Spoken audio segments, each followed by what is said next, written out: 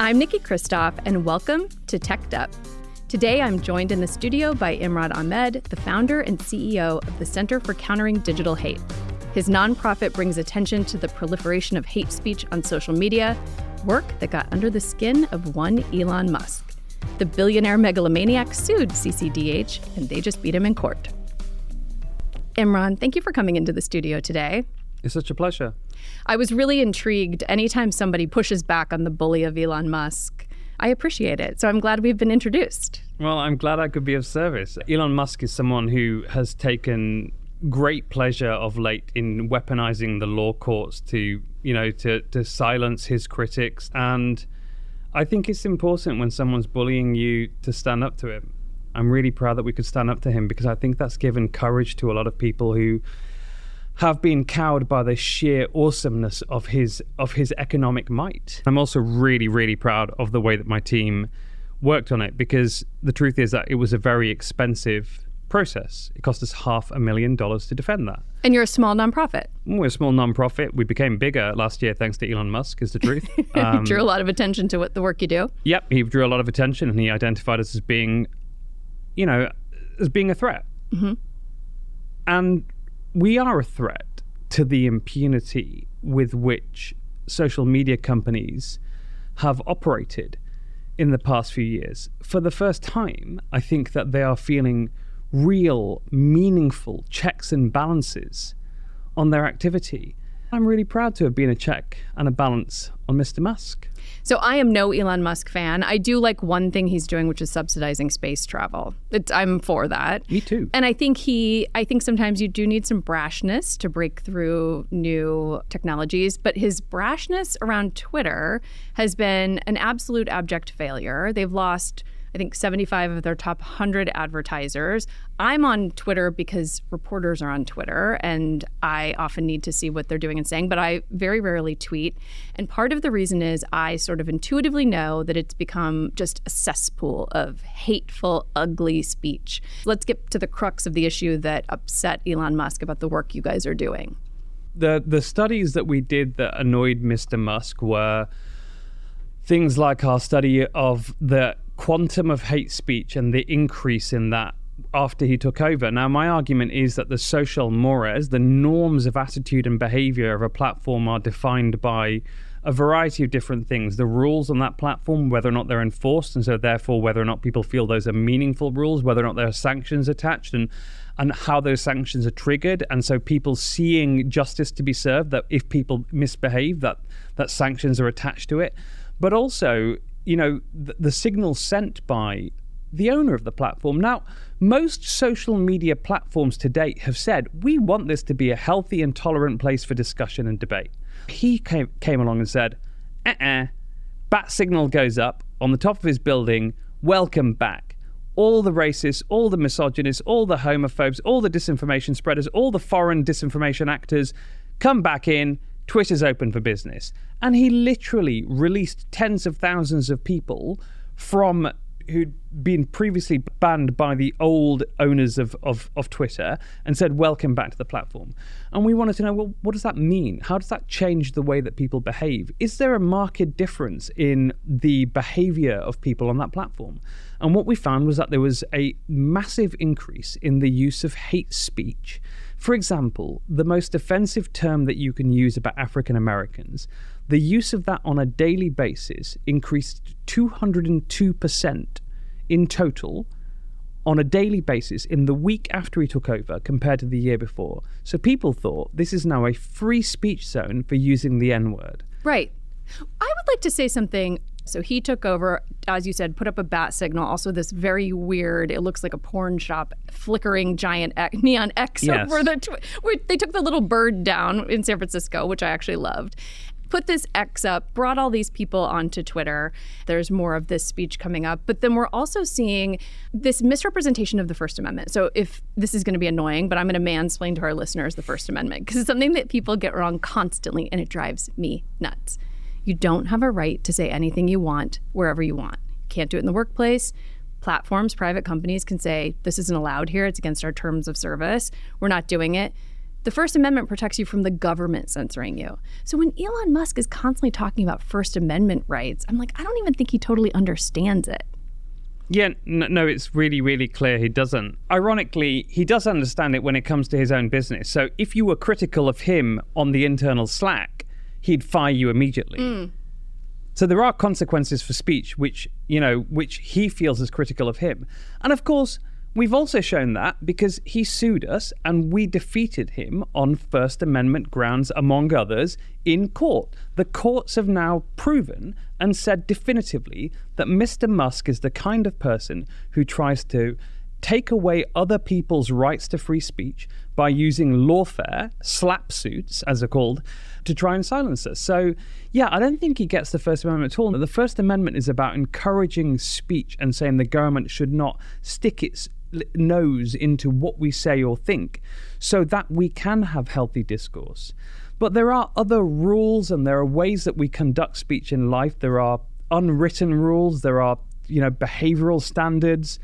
Try and go on the street and start shouting, the sort of racial slurs that we were tracking, and you'll find out that the First Amendment doesn't protect you from having someone come up to you and go, what the hell do you think you're up to? Right, social norms. And one of the things I really like about the work that you're doing is you're essentially creating a market solution for a market problem. It's a market and regulatory solution to a market and regulatory problem. No, I agree. And it's a market and regulatory failure. We've got two components to how we respond to it. There's the regulatory part, and that's really about enabling the market part of our solution set, because we don't want governments to be telling you, here's a list of what you can and can't say. But what we do think the government should do is give us transparency of algorithms, of content enforcement policies, of advertising. We think that there should be meaningful accountability, which means that we should have institutions, whether it is select committees or, so congressional committees or a regulator. And then where there is negligence and where that does cause harm and where that reaches the point of being tortious, then and justiciable negligence is, extreme negligence to the point where they could be held liable. I think that they should be able to be held liable. And I think that's where, CCDH steps into an area which I know is controversial, Section 230, but, we have a stance on that, which isn't going to please everyone. But I do think that what the government has done right now is not regulation, it's anti-regulation. They have sucked away our ability to hold them responsible when they truly are negligent in the way they behave. And so that's why I say that CCDH advocates a market regulatory solution to a market and regulatory failure. So you said that Section 230, this is the very small but very powerful statute that protects platforms from liability for what's said on the platforms. You and I are on different sides of this issue, which is actually okay. I had a guest, Previn Warren, who's an attorney who's leading some multi-state lawsuits against a bunch of social media companies for harms to kids. We met in line at the Supreme Court waiting to go in. I was like, are you here for the bride or the groom? And it turned out we were on opposite sides of the case. But I wanted to hear what he had to say, what the legal arguments were. They're having a lot of success in the states about this, as you said, tortious harm, real world harm. And how will this be adjusted? Can Section 230 be amended? I don't know. Should it? Again, we might be on different sides, but one thing I like about what you're doing is even just by raising awareness of the hate and ugliness itself and the impacts that's having on us as a society, people are kind of checking out of these platforms. Twitter has lost 15% of its users. And they're killing themselves. That's the irony of it, is that, of course, what they're doing is destroying their own long-term profitability in search for both short-term profitability, but also because they believe that if they ever show any degree of compassion, if they ever show any degree of feeling guilt or responsibility for the harm that's been created in our society, they will start the erosion of what they currently have of our inability to hold them liable. And I think that that's what's so problematic, is that you saw Zuckerberg, you saw the sort of the tension on his face as he's asked to apologize to the parents who've been harmed by his platform.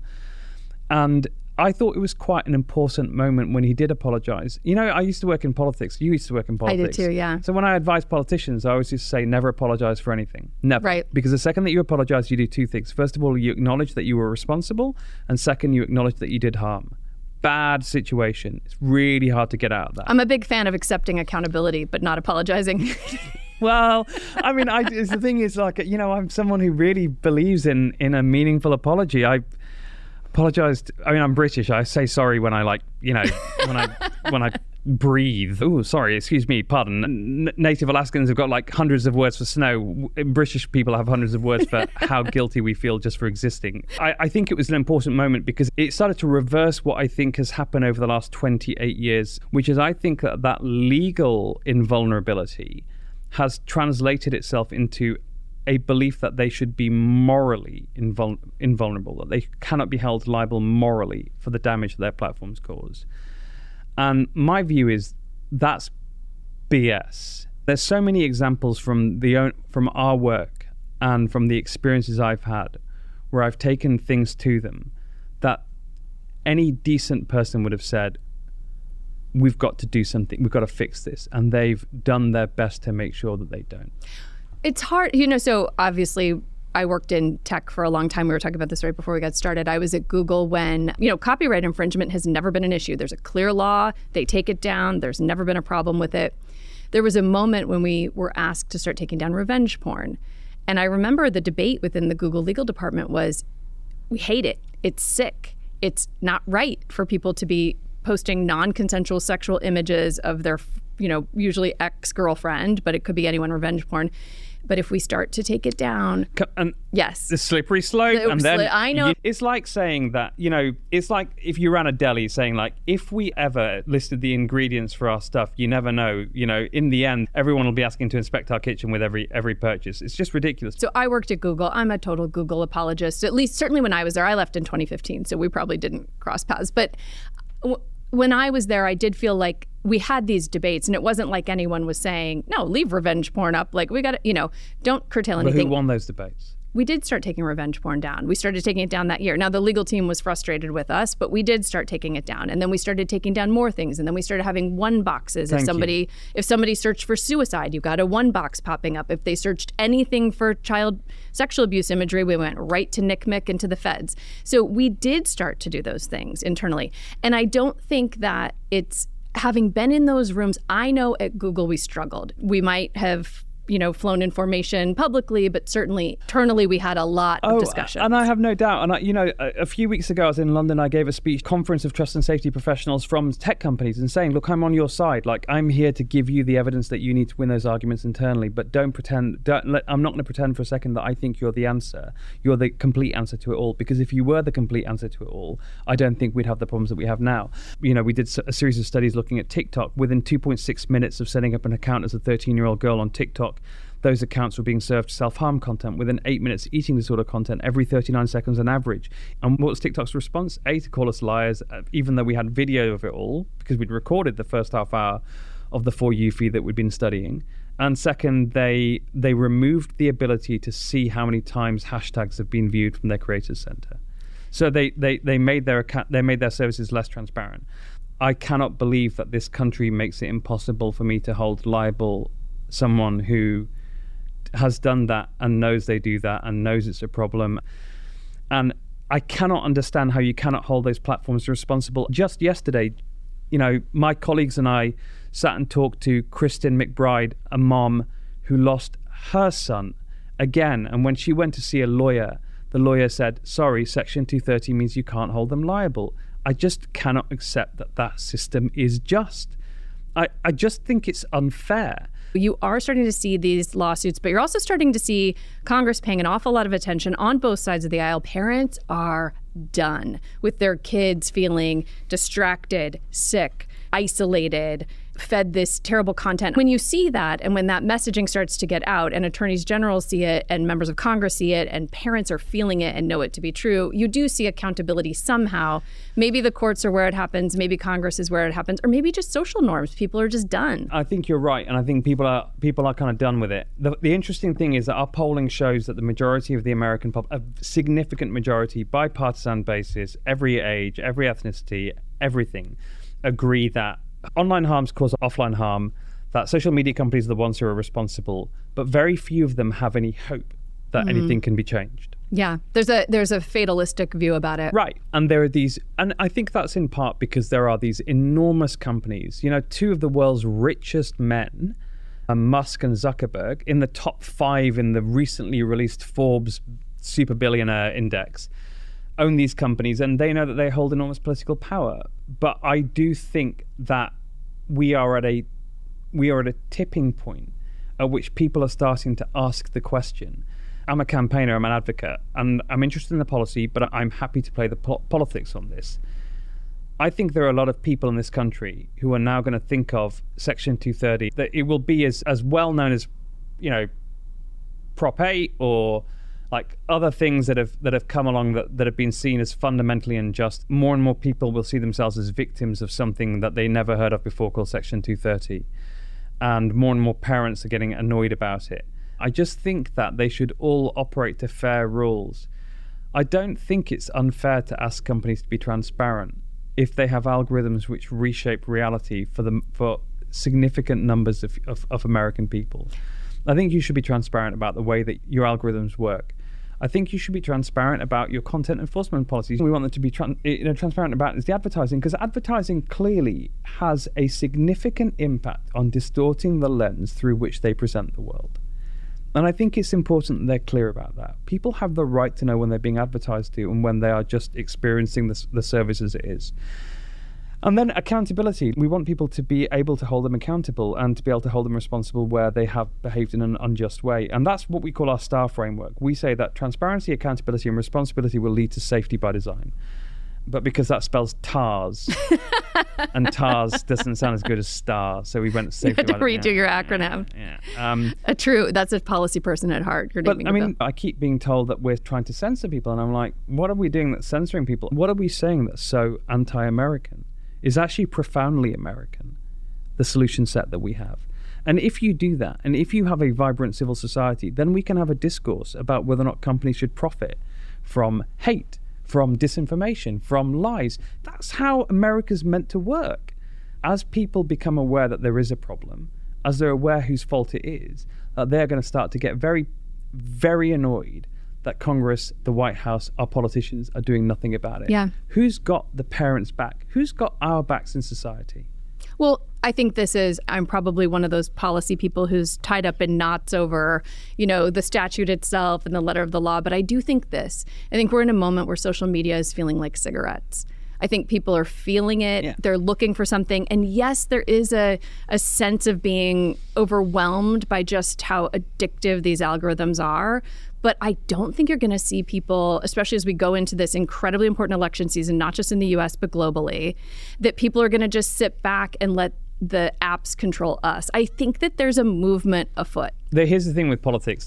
I've been told 1,000 reasons why it's impossible that Section 230 will be reformed and why tech companies will never be held accountable. And I've been in politics for long enough to know that those same commentators who talk a lot and give you a lot of reasons why something's impossible, when it happens, they'll be the same people who will write, BuzzFeed lists of 1,000 reasons why this was inevitable. Things can change, things do change, and they change in unpredictable ways. I think it would be so poetic if the legacy of Musk's attempt to silence organizations like CCDH, the ADL, and Media Matters for America is that he becomes the reason why statutory transparency and data access pathways are legislated for in the United States. Wouldn't that be a delicious outcome? I'd be for it. We agree on that. Yeah. Thank you so much for coming in today. I know that I'm one of these people who probably drives you nuts on Zoom calls, but it's unacceptable to have this discourse happening the way that it does. So whether that's transparency, whether it's changes in social mores, whether that's a Capitol Hill doing something about it, or maybe just voters, there's an incident and something happens, I do think we're going to see a change. Thank you.